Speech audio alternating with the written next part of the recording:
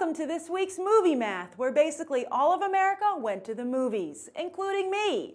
And after we take a look at the weekend box office, I'll be giving you my own review of The Great Gatsby, who appears to be a worthy rival for another rich playboy, Tony Stark.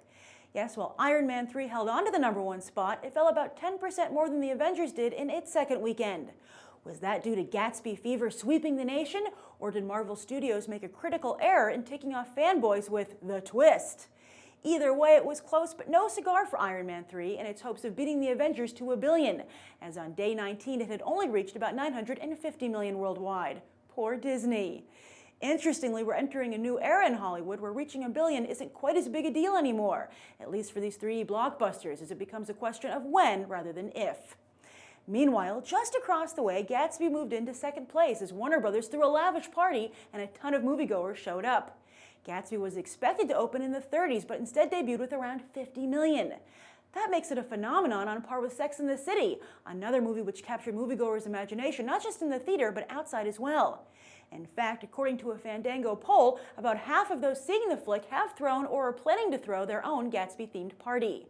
But while Carrie & Company brought out the female demographic in force, Gatsby the movie, like the man, is appealing to both sexes, with men making up 41% of the audience. This was the second biggest opening of Leonardo DiCaprio's career after Inception, and by far and away the biggest for Baz Luhrmann, whose name is probably popping up on studio shortlists all over town this morning.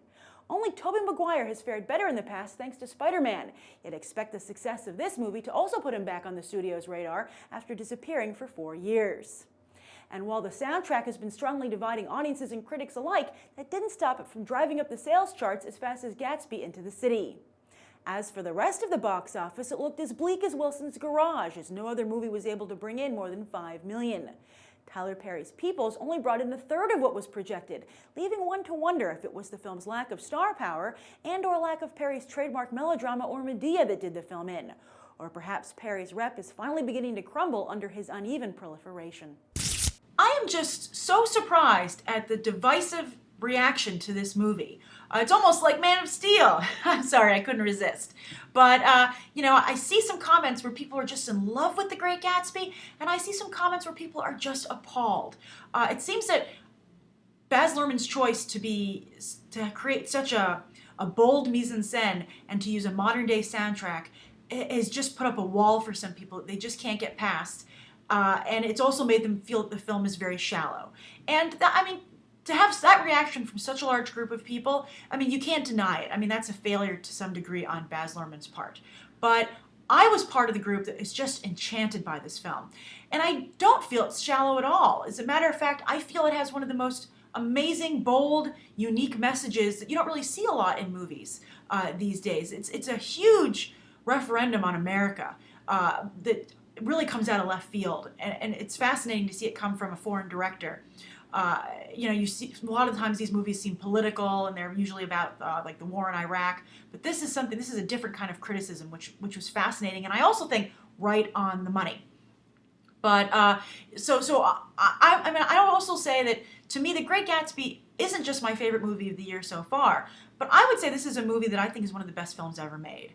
I'm considering taking one of my top 3 films, Rear Window, Raising Arizona, and The Dark Knight, and replacing one of them with The Great Gatsby, because it just spoke to me and captured my imagination so much.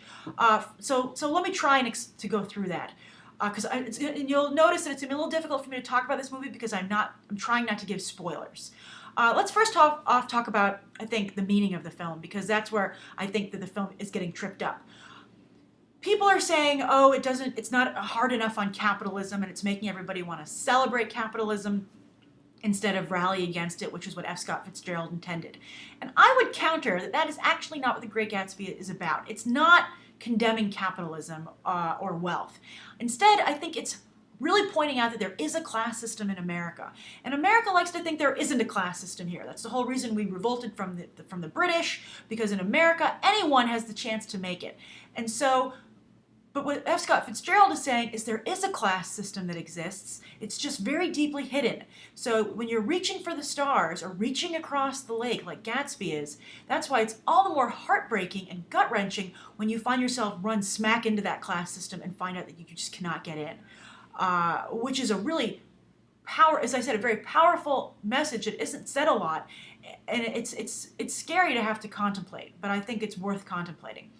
I will, so that's what, and also some people are saying that, oh, I didn't like Daisy, she didn't do a good job, Carey Mulligan, and there was no chemistry between Leonardo DiCaprio and Carey Mulligan. And I would say that there isn't supposed to be. They aren't really in love with each other, and I think that's an important message in the film. Gatsby is in love with an ideal that Daisy represents. He would have fallen in love, I think, with any girl who had been at that party in Louisiana who had represented what Daisy did. She just happened to be a stand-in. And that's why you'll see in the film it's so hard for him to let her go. And then as far as Daisy is concerned, Daisy is just looking for a man. I don't think she ever truly fell in love with Gatsby. She never really knew Gatsby. And so she too, she's in love with this idea of this Prince Charming that Gatsby creates. So on that note, let's move over to the visuals. I was super impressed with the visuals on this film. Someone in the audience review likened it to a dream, and I thought that was perfect. It was like stepping into a snow globe. And it really was like a modern-day 1920s fairy tale. I've seen people refer to Gatsby's house as like the Cinderella's castle from Disney, and it totally has that look. And even Gatsby, even pulling back the curtain to look at Nick Carraway at the beginning of the film, not only do I think that's like an ode to like Snow White with the evil queen looking down, but also that's also very old Hollywood. That's very seems pulled out of like Rebecca, like the Hitchcock films. I think Baz Luhrmann did a great job with Gatsby, not only telling this story, but mimicking some of the storytelling techniques of the 1940s and those older films. Not only also in the techniques, but also even in the grandness of the film, which pulled a lot of people in. And I think it has that epic quality, which is another reason I think it's one of the greatest films. But so the visuals I thought were just fantastic, and it was interesting to see a fairy tale where it focused where the princess Daisy wasn't important. It's all about the prince. They turned it around on its head, which was great. And I also thought the relationship between Gatsby and Nick Carraway was really well done. And it was funny to watch it because I know that Tobey Maguire and Leonardo DiCaprio are friends in real life, and I think they captured it wonderfully. I've also, on that note, I've also heard people say they didn't like Tobey Maguire's performance. I think this is the best thing I've ever seen Tobey Maguire do. He had very difficult lines where he had to tactfully try and measure Gatsby's expectations, or lower them, or manage them, I guess is the right term. And he could have come across as a jerk, or someone who believed his own hype, or believed Gatsby's hype. But I thought Tobey Maguire did a great job of making Nick Carraway someone who was on the inside and the outside, as the character says, but at the same time making that character sympathetic, which I think was hard to do. And so hats off to him. So I really do feel this is DiCaprio, Maguire, and Luhrmann's film, and Catherine Martin also for the set design.